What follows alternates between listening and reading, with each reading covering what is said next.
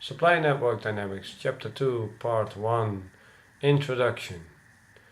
Chapter 2 is actually a crash course in just about all you need to know about system dynamics for this course.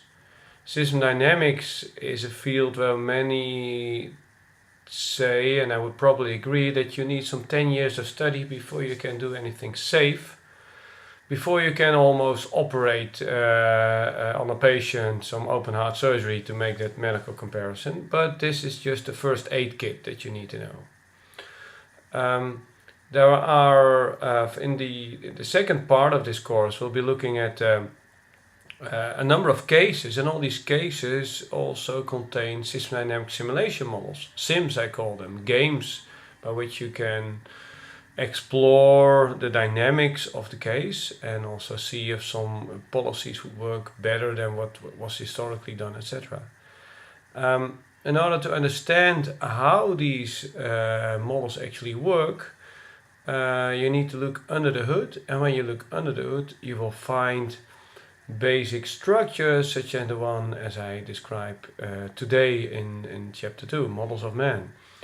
I do not expect actually that all of you will understand everything that is being explained in this course, in this chapter the first time. What I do expect though is that when you work your way through this course, every time when you see or hear a reference to something specific to system dynamics modeling, that you'll be able to remember, oh yeah, that was Chapter 2, let's see, where was that? And then find the appropriate reference. So Models of Man is a title from a book by Herbert Simon, one of my great inspirers, somebody who wrote wonderful things in the 1950s and 60s. And that's really what we're doing here. System dynamics can be used to model purely mechanical systems or ecological systems.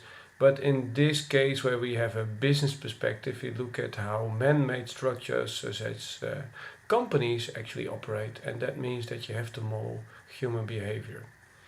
And system dynamics is very well suited to do that. Also because it captures a lot of the dynamic behavior, but also because it captures a lot of the more intangible aspects of human behavior. Well, what it is that we'll be looking at this week, today if you like. This is a whole shopping list, if you like, of the kind of topics that will be treated in the various parts that come after this. We'll start with stocks and flow modeling, the basic language of system dynamics. We'll make those dynamic.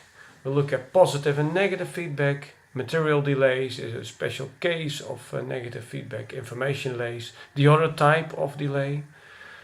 Causal loop diagramming as a way of summarizing the main dynamics in a model, and systems archetypes as very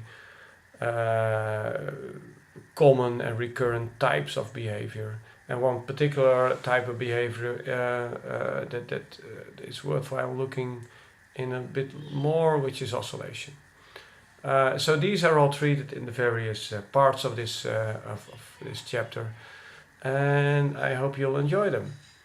Mind you, the gameplays, the examples of how many of these things work with, I think, should also be studied, because really many of you, well at least me, learn better by seeing an example than by hearing the theory.